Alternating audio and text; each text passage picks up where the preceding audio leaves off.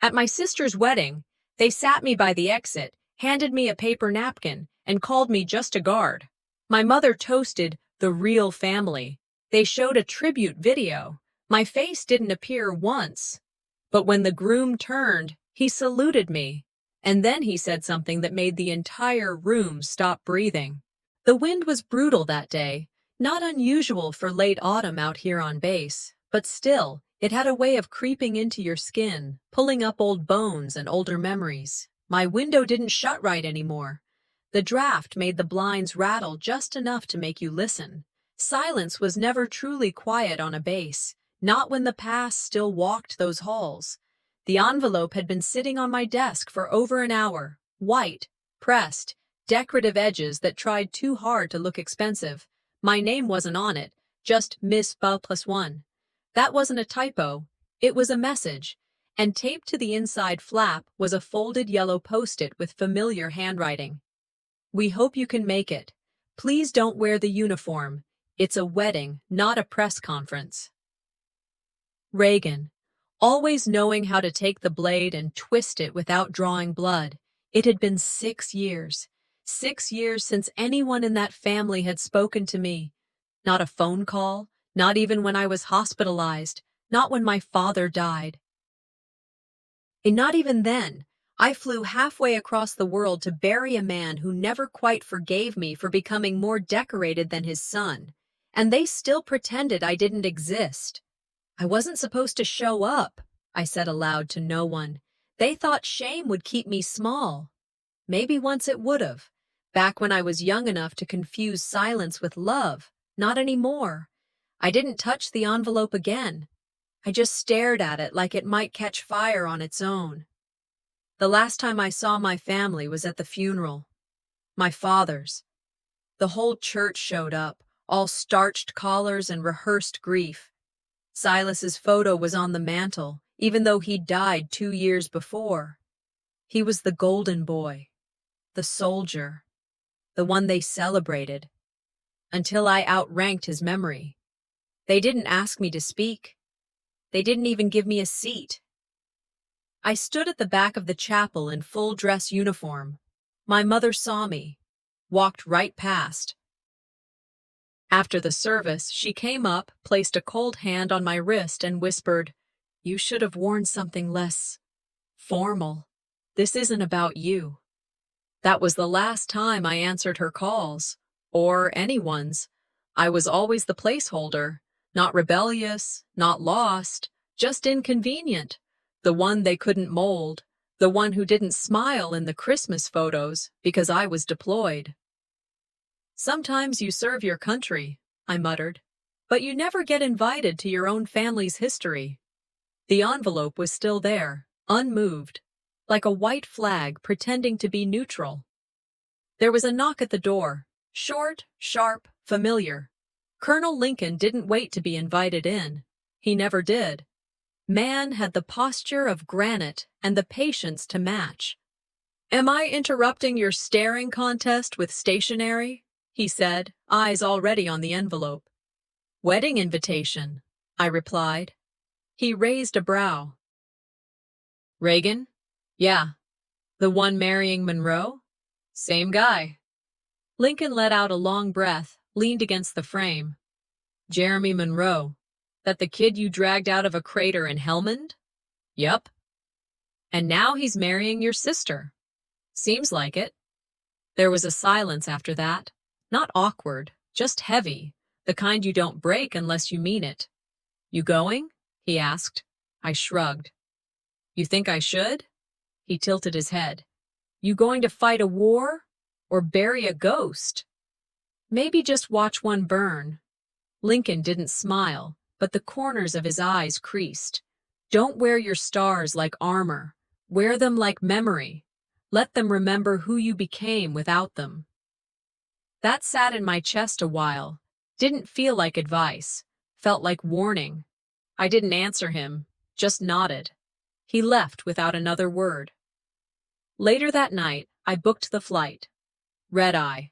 No checked luggage, no seat selection. Just me, a carry-on, and a seat next to no one. I didn't call them.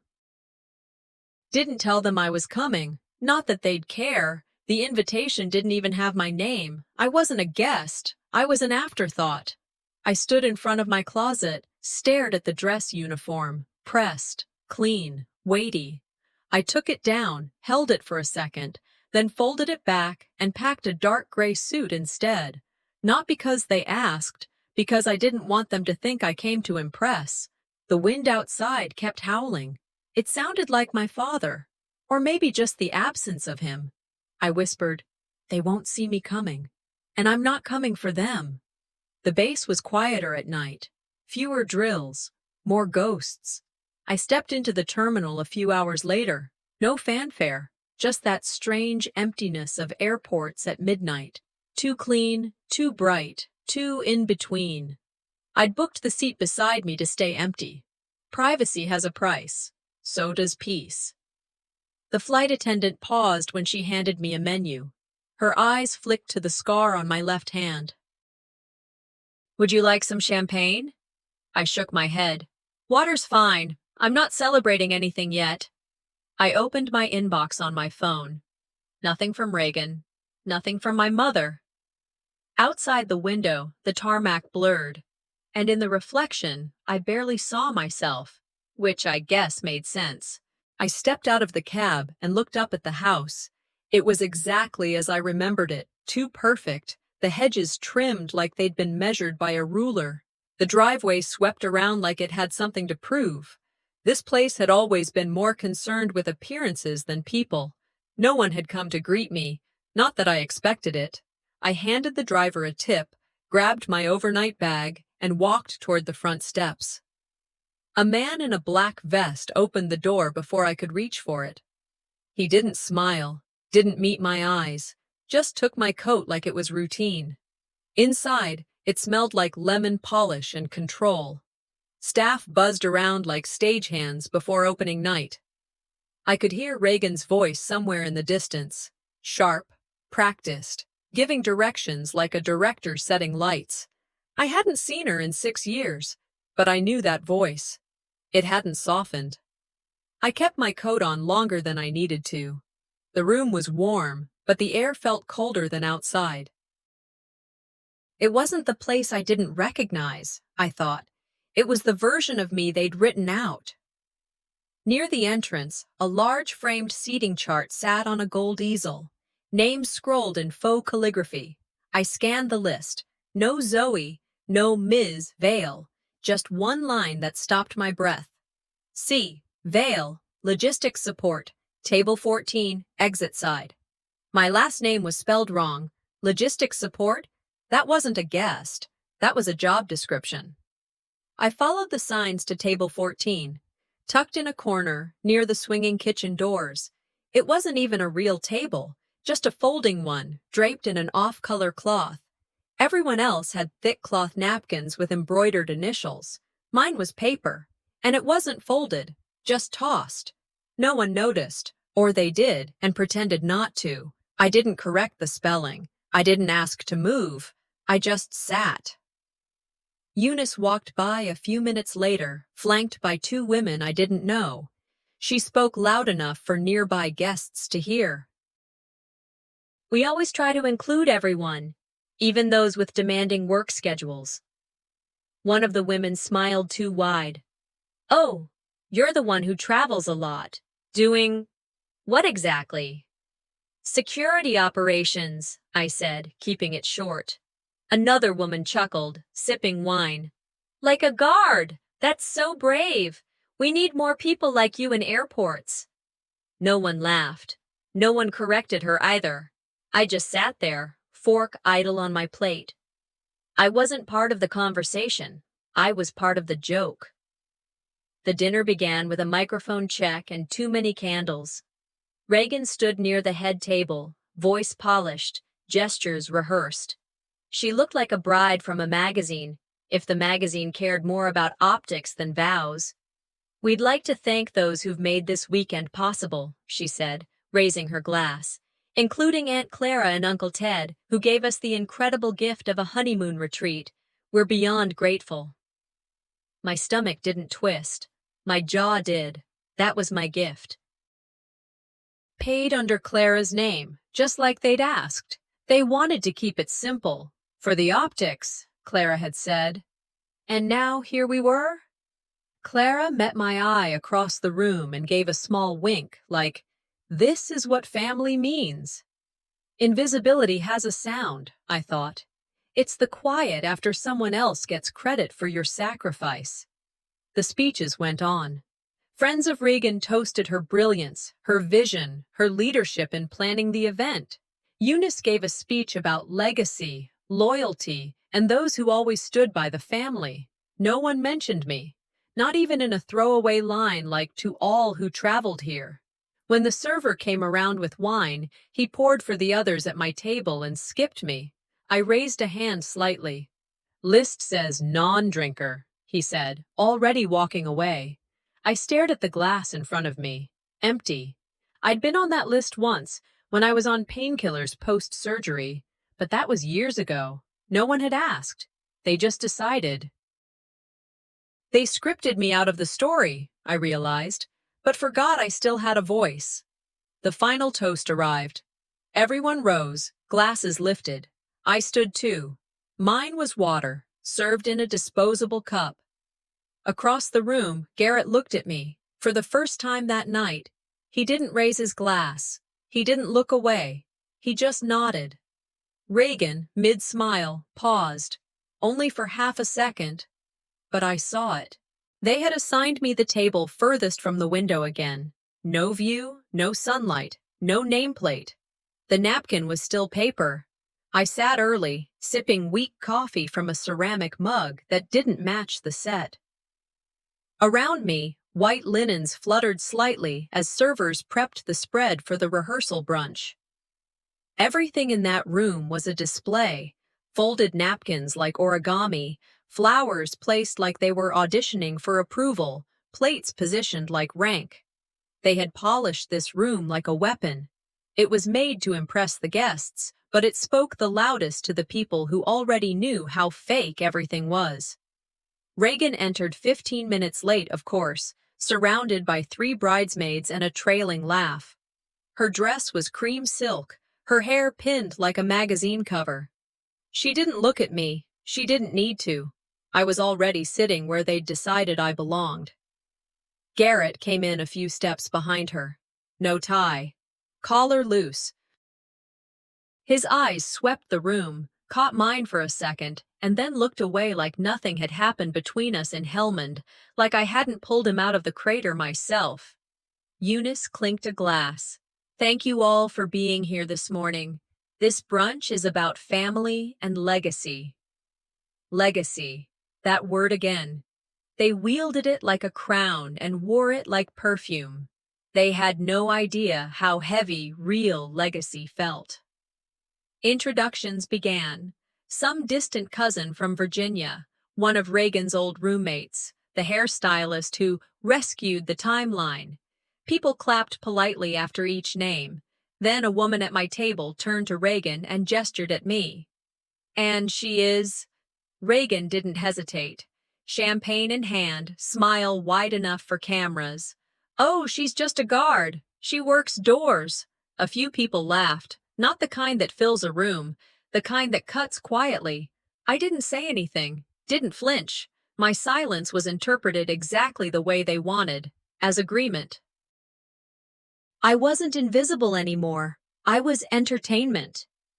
The woman nodded. Oh, that's so brave. We need more women like you in airports. No one corrected her. No one even looked surprised. I excused myself when the plates were cleared, walked past the waitstaff and into the corridor. I wasn't crying. I just needed to breathe without swallowing blood. They say bruises heal, but there's a kind of pain that stays in the breath. You carry it when you sit still, when you walk away, when you remember how your name was twisted in someone's mouth like a punchline. As I returned to the table, a little girl wandered over from the main dining room, Regan's goddaughter, 4, maybe 5 years old, blonde curls and jelly on her dress. She looked up at me, pointed, and asked, "You're Auntie Nobody, right?" I blinked. She added, proud of herself, Mommy says you guard buildings. That's cool. The children at the table giggled. Not cruelly, just copying tone. Cruelty, dressed up as innocence. I nodded, crouched to meet her eyes. That's right. I guard a lot more than they think. Then I stood up, excused myself again, and went straight to the powder room. In the mirror, I didn't recognize the face looking back. Same eyes, same scar above my left brow. But the rest? It was someone who had smiled too little for too long. Someone who'd bitten their tongue so hard it forgot how to speak. I wiped the lipstick from my mouth. The red felt dishonest now, like I had played along with their script and hoped they'd let me improvise. I wore armor for a country that thanked me, I muttered to no one. My family gave me a label and laughed at it. I thought about all the ceremonies I'd stood through in silence, how many times I had stepped aside so someone else could get the photo. The microphone. The last word. Maybe that's why they thought I wouldn't respond now. Maybe that's why they were wrong. As I pushed open the restroom door, my phone buzzed. One message. Garrett. I didn't laugh. Meet me later if you want to talk. I read it twice. Didn't reply. I returned to my seat. Sat tall. Folded my hands. Across the room, Reagan's gaze met mine for the first time since I arrived.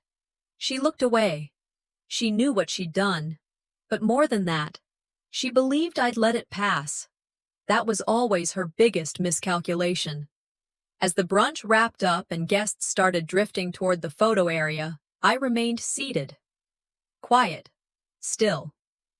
Then I reached for the napkin in front of me, the paper one, creased now from a restless hand, and folded it neatly into a triangle. I placed it on my plate. Deliberate. Unspoken. When the server passed by, I stood, met his eyes, and said, "Tell the bride I'm here and watching."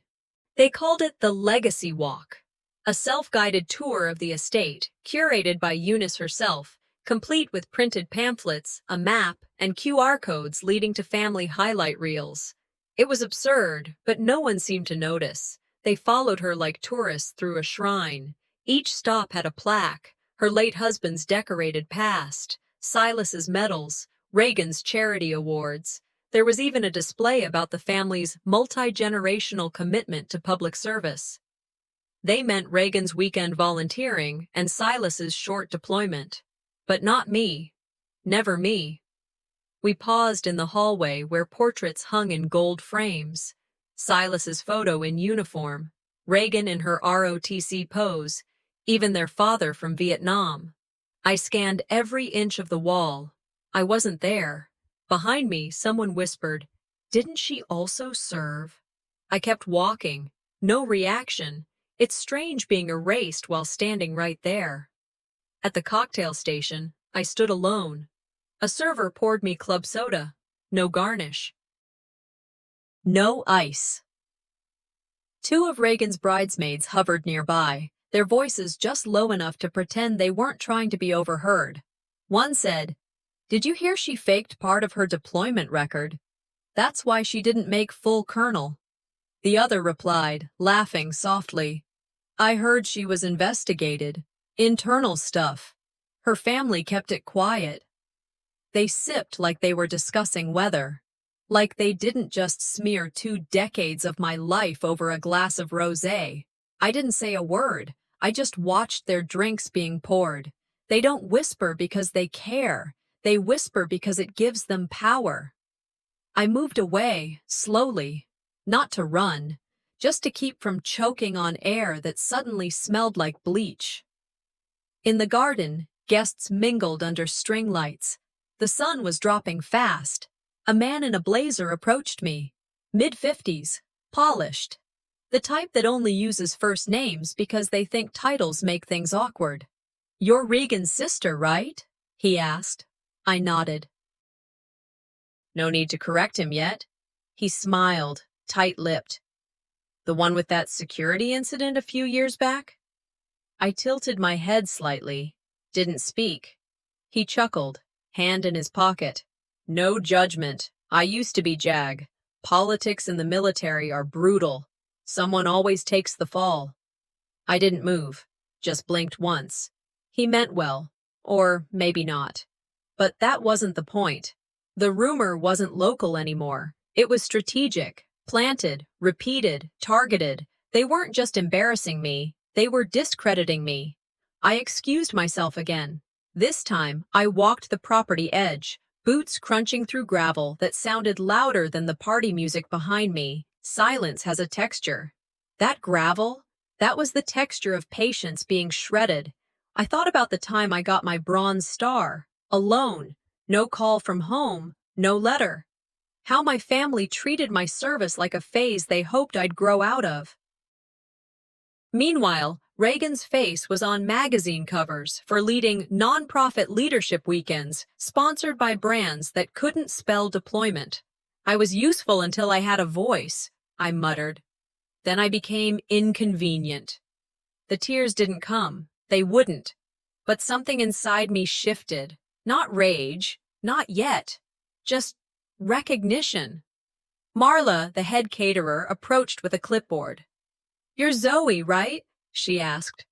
I nodded. She didn't flinch or whisper. She said, "Just wanted to thank you again for helping us get this venue coordinated.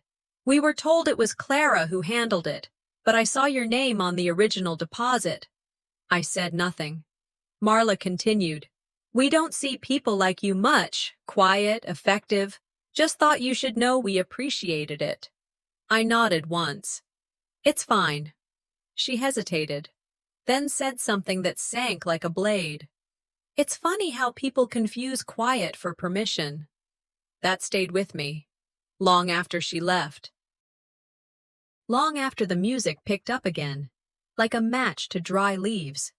I stood near the fountain, watching reflections ripple in the water. Then my phone buzzed. Unknown number. "Still watching your 6, always. DR." I stared at the initials. Devin Rourke, my old logistics officer. Trusted, forgotten, loyal. Attached was a file. Redacted, tipleak.pdf. The message said, "You should know who signed it." I clicked download. By the time the rehearsal dinner began, the sky had gone slate gray, with just enough wind to remind you that winter was lurking behind the trees. The main hall had been staged like a campaign launch, floral centerpieces in shades of cream and blush, crystal glasses lined up like a drill formation. Military memorabilia flanked the sidewalls, carefully curated for optics. I was seated again near the edge, this time next to the musicians' setup. Their equipment blocked half my view of the head table. Eunice took the microphone first. "We are gathered tonight not just for a wedding, but to celebrate the Vale legacy. 3 generations of service, honor, and strength." She gestured toward a slideshow screen. "Tonight, we honor our history." People clapped. A few glanced at me. Most didn't. Speaker after speaker took the floor. Each one found a way to loop back to Reagan, her work with the Veterans Charity, her unwavering dedication to the family's name, her vision for the event. And no one said my name, not once. It takes a special kind of effort to erase someone without physically removing them. The lights dimmed. The tribute video began. Music played softly over family photos, black and white images of my grandfather in uniform, a young Eunice smiling beside her husband, Silas accepting medals, Reagan in her ROTC days, cousins I barely remembered, even a niece who once joined the Coast Guard for a summer program, but I wasn't there. No boot camp photo, no commissioning, not even a cropped-out background image, just gone. Garrett caught my eye from across the room. I saw the flicker, the pause. He noticed too, but he didn't say a word. When the video ended, the applause was instant, reflexive. I didn't clap. I didn't blink. They didn't forget. They edited.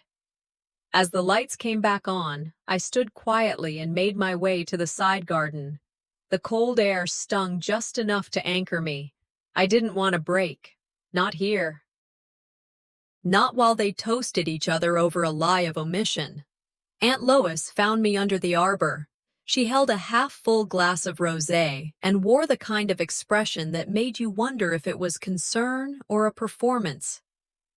"You okay?" she asked, like she didn't already know. I didn't answer. She sighed.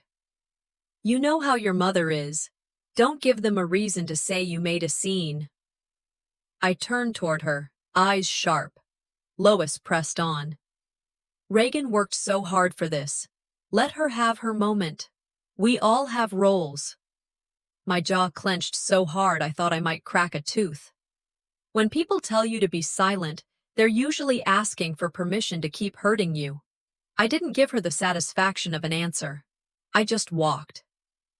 The garden was quiet, but my head wasn't. I thought back to the promotion ceremony I was told not to attend in uniform. They'd said it would be too much to show up in full dress, too serious, too visible, so I came in black slacks and a blouse. They sent flowers. No one came. I stood next to my commander, accepted the plaque, posed for the official photo, and went home alone. The memory played over the present like a film double exposed. Both rooms had applause. Both rooms pretended I wasn't there. I've served under fire, and yet this burns cleaner. When I returned to the main hall, the speeches were winding down. Laughter echoed off the high ceilings. Dessert plates scraped. Garrett sat at the head table, eyes down. When someone toasted Reagan for finally civilizing a wild man, he raised his glass, but didn't drink. He looked at me, just a glance, just a beat too long. Sometimes guilt doesn't speak. It stares. At the end of the night, I reached for the napkin at my place. Paper again. No embroidery. I folded it neatly, slipped it into my clutch without fanfare. Later, back in my room, I opened my suitcase and took out the first napkin from the brunch. I laid them side by side on the bed. 2 markers, 2 rejections. But this time, I didn't cry. The message from Devon kept playing in my mind as I walked into the bridal prep lounge the next morning. The place smelled like roses and controlled tension. Someone had curated the playlist, jazz standards, the kind people play when they want you to think nothing's wrong. Reagan sat near a full-length mirror with 2 stylists fussing around her. Her laugh was too loud, her shoulders too square. I'd been told, by email, to remain presentable but not visible. I understood what that meant. Be here, but don't exist. They gave me a paper cup for my coffee. Everyone else had porcelain, the kind with gold trim. I took a seat by the ficus in the corner, not out of choice, but because it was the only place no one had claimed. Eunice was walking the room like a stage director, giving hushed orders to the coordinator, stopping every few feet to fix a strap or tuck a napkin. She caught my eye once, just once, and then looked through me like I was part of the wallpaper. They made a stage out of my silence and gave me no lines. An hour in, she tapped a glass. Her voice carried like it always had, trained, measured. "I'd like to make a toast before we begin this beautiful day," she said. "To those who brought honor to the Vale name, who stood by this family through every storm, who never made this day about themselves." Every word was a knife. But it was the way she locked eyes with me for just a second before turning away that made it clear. This wasn't just exclusion. This was performance. People clapped. I didn't move. Reagan, of course, had to follow. "Some people," she said with her usual half-smile, "are just meant to witness greatness, not be part of it." Laughter bubbled, restrained but deliberate. The kind you'd rehearse if you had time. Garrett shifted in his seat. When he looked at me, his eyes didn't hold. He dropped them, like he didn't want to be caught knowing what he knew. I wasn't being erased anymore. I was being publicly buried. I left, calmly, quietly, walked to the hallway bathroom and locked the door behind me. The tile echoed every footstep. I didn't cry. I just stood in front of the mirror, watching the face I'd kept composed for years. Still. Flat. Then I heard voices through the cracked stall. "She's lucky they didn't air that tip again," someone said. "I would have leaked it just to ruin the vibe," another chimed in. "I thought Reagan wrote that thing back in 19, the first voice continued. The handwriting was so obvious. And there it was. The confirmation, not speculation, not whispers from the wind, truth. They didn't just smear me, they framed me, then laughed. My breath caught for half a second, but I didn't move. I listened, let it settle. I left the bathroom when I heard the door open, waited a full minute, then stepped out. Alone in front of the mirror again, I wiped my lip gloss off. The color looked like it belonged to someone trying too hard to play along. I adjusted my blouse, smoothed the front, pulled back my shoulders. "If they want silence," I whispered, "I'll give them precision." I opened my phone and found the file Devin had sent. Read the header again. The document was clear, the source was named, and I knew the signature. They're not ready for the version of me that survived without them. Garrett crossed my path 10 minutes later.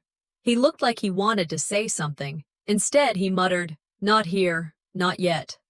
I nodded once. Didn't stop walking. I wondered how much he knew, and for how long. Even he, the man I once saved, is afraid to stand in the crossfire. Back in the holding room, I returned to my chair by the ficus. The room hadn't changed, the music hadn't changed, but I had. I set my clutch bag down gently on the table beside me. Inside was a printed copy of the redacted tip. Signatures, dates, receipts. I didn't wave it, didn't announce anything, just placed it where anyone curious enough could see it. I didn't hide it either. Reagan caught the movement. Her smile dipped, just slightly. She knew what it was, and more importantly, she knew I brought it. The war had officially begun. The chapel smelled like eucalyptus and showmanship. Flower arrangements taller than most people lined the aisle. Staff moved like stagehands, checking pew placements, fine-tuning mics, fluffing pillows no one would actually sit on. Guests were trickling in, greeted with programs printed on ivory cardstock. I wasn't in the bridal party. I wasn't even listed among the extended family, but I'd been told to remain available for family coordination. That was Eunice's phrasing. My seat wasn't near the front, not even close. I found it near the far left exit, marked "Logistics Reserved." The same words they'd printed next to my name at the reception, the same words they'd used to reduce 20 years of service to an RSVP afterthought. Eunice passed me as I stood there. She didn't glance in my direction. She gave the usher instructions, pointed at the press area, the floral arch, the lighting. The role I once held in war zones had now become a decorative function for their comfort. I watched them all rehearse perfection, the powder on their faces, the pinned smiles, the forced joy. I knew the rot underneath. I had lived in its shadow, and now I was about to drag it into the light. Backstage, in a quiet dressing room with a flickering bulb overhead, I opened the envelope Devin had slipped into my clutch. Inside was the original anonymous tip that derailed my promotion to full colonel. It accused me of falsifying deployment dates, of manipulating orders to skip hardship duty. The letter had been typed, the signature, unsigned, but the attachments spoke louder than ink. A handwriting analysis report. 92% match to Reagan's own admissions essays. Even the word expedite used in the exact same way she always did, in the wrong context. There was also a brief note from Devin. "I know you wouldn't use this lightly, but you should know the truth you never got." My fingers didn't shake. My breath didn't hitch. It wasn't shock. It was confirmation. It wasn't gossip. It was strategy. And it worked. Until now. I tucked the pages back into the envelope, careful not to fold the corners. Garrett found me near the east corridor before the procession started. His tie was crooked, his hands stuffed into his pockets like he had something to confess but no permission to speak. "We need to talk," he said quietly. I didn't say no. "I didn't write that," he started. "But I think I knew." I let the silence answer.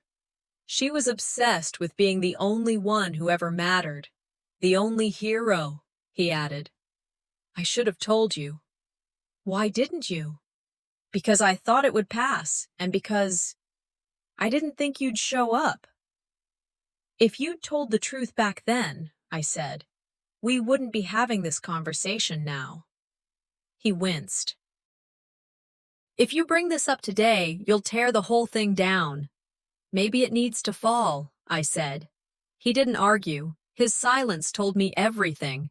He wasn't willing to burn it, but I might be. After he left, I walked toward the chapel to take my seat. I was early, intentional. I wanted a moment of stillness before it all shifted. As I reached the row listed on the diagram, an usher stepped in front of me. "Excuse me, ma'am," he said. "Mrs. Vale requested that this row be for press photos only." The seat with my name on it? Gone. Physically removed. Eunice appeared behind him like clockwork. She placed a firm hand on my shoulder and said, "Please don't confuse the press. This day is not about you." I nodded slowly. My mouth said nothing. But my eyes, they said everything. You can't shame a woman who's already walked through fire. Backstage again, I changed. I didn't wear the uniform. Not today. But the charcoal gray suit was pressed sharp, buttons tight, lines clean.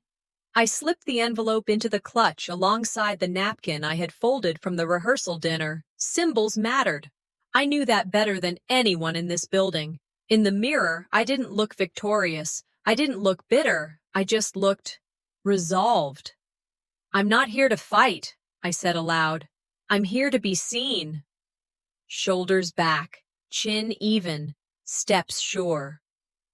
As the organ music began to swell, I walked into the main hall and reclaimed the seat they thought they'd taken from me. I didn't ask. I didn't announce. I just sat. Garrett noticed me first. He didn't smile, but he nodded. It wasn't small. It wasn't weak. Reagan saw me next, mid-conversation. Her mouth paused, open. She froze for half a breath. And I sat, hands folded in my lap, the corner of the envelope peeking just enough from the clutch beside me. Message received. The organ swelled, right on cue. Rows of faces turned toward the chapel aisle, all glossy eyes and tilted heads. The photographers were already in place, crouched like hunters waiting for their prize shot. I looked down at the program in my lap. Logistics, non-family. That was the line. No name, no title, just a reminder that I wasn't theirs. The seat next to mine was empty, deliberate. Everyone else was packed in, shoulder to shoulder. Me, set aside, out of frame, off-center, where I couldn't ruin the shot. Reagan entered like she'd rehearsed it in her sleep. Her dress sparkled, her smile locked. Even her footsteps seemed edited. Eunice dabbed the corners of her eyes with a silk handkerchief that matched her pearls. But she didn't cry. She performed sadness like it was her second skin. I sat with my hands resting on the clutch in my lap. Inside, the napkin from the rehearsal dinner, and the envelope. I hadn't spoken a word all morning. I didn't need to. The officiant welcomed the guests, said a few things about love and tradition and family. Then, as if reciting a grocery list, he began thanking those who made this day possible. Names were listed: florists, caterers, old friends, then, and one family member who supported logistics behind the scenes. We thank them for their service. Them, not me, Not even a nod in my direction. Reagan's smile curled, just slightly. Garrett kept his eyes on the floor. A few heads turned toward me, then turned away just as quickly. Even in their attempt to thank me, they made sure to blur me out. I gripped the clutch tighter. The paper inside, Devon's file, the proof, the betrayal, felt hot against my palm. I didn't need rage. I needed readiness. The vows began. Garrett stumbled over his first line. His voice cracked and he cleared his throat. He tried again, then stopped. "I need to say something," he said, turning toward the crowd.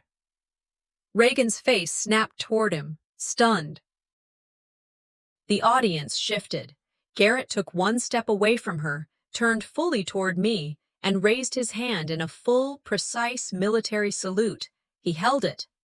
"This woman," he said, his voice stronger now, "saved my life in Afghanistan. She is my commanding officer, and she is family." The room gasped. Audible, honest, unrehearsed.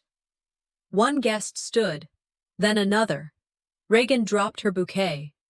The aisle shifted from wedding decor to open battleground. Cameras clicked, whispers rippled. Eunice stepped forward, voice sharp. "Let's move on, please. This is not the time." But Garrett walked back to the altar, calm, unbothered. I didn't move. I didn't stand. I didn't need to. My posture said what my mouth didn't.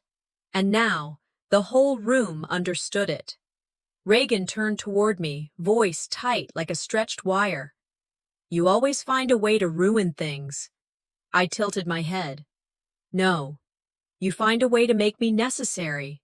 She turned away before I could see if the words landed.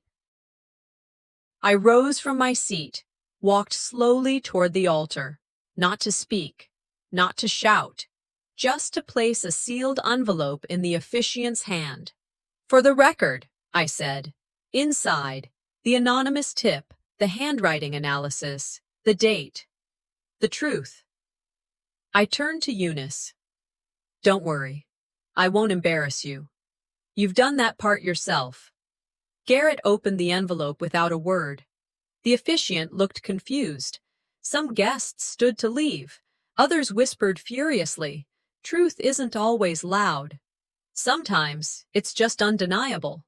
I walked out of the chapel alone. The sunlight outside felt real in a way nothing inside had. As I passed the guests, one older man, someone I didn't recognize, stood and saluted me. No words, just a hand raised with the kind of gravity you don't fake. Another guest placed her hand over her heart. Silent, still, the dominoes were falling. And Reagan? She knew it. My phone buzzed as I stepped off the estate grounds. A video had already gone viral. The caption read, "Sometimes the one they ignore is the one who leads." The garden was quiet, in the way only a post-storm silence can be. People were still inside, reeling from what had unfolded minutes earlier. I could hear the chatter through the walls, low, fast, unstable. Garrett's salute had cracked something open that they couldn't reseal with smiles and wine. I stepped outside alone. The light had softened, the air cooler than before. The stone pathway wrapped around the side of the house, where no cameras pointed, no guests wandered. It was the only place on the estate untouched by curated beauty. Through the glass windows, I saw Eunice sitting with Reagan, arms around her like a well-placed sympathy card. Reagan's shoulders were shaking, but no tears fell. Eunice's mouth moved, offering comfort only when it could be seen. A few guests passed me on their way to their cars. No one spoke directly, but one man nodded with a slow respect, saying quietly, "Ma'am." I didn't smile. I didn't speak. Justice isn't always loud. Sometimes it's just a lack of interruption. Walking the property one last time, I found myself near the corridor where they'd mounted the legacy wall, a new addition. Framed portraits, brass plaques, military medals lined up like a family resume. Silas was there, of course, His photo in uniform, his brief service years engraved in bronze. Reagan, too, her college graduation with a quote about leadership. Even second cousins who'd attended military summer camp had a place on the wall. But not me. Not a single photo. No mention. No plaque. No trace. They had to build a wall to make sure I never existed. I didn't touch it. I just pulled out my phone and took a photo. Not to share. Not to rage. Just to remember what it looked like before it collapsed under its own weight. Back at the hotel, I kicked off my shoes and sat on the edge of the bed. My phone lit up before I even touched it. Hundreds of notifications. Someone had uploaded the video. Garrett's salute. The room's reaction. The envelope. Me sitting, calm, unbothered. The moment the air shifted. The caption. The woman they tried to erase.